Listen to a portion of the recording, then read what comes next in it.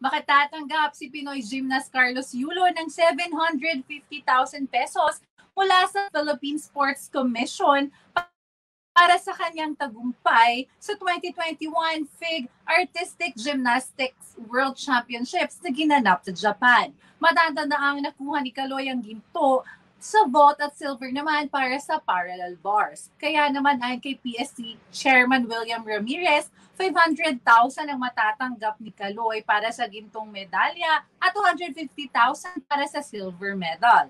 Target naman ni Kaloy na iuwi ang gold medal sa 2024 Paris Olympics.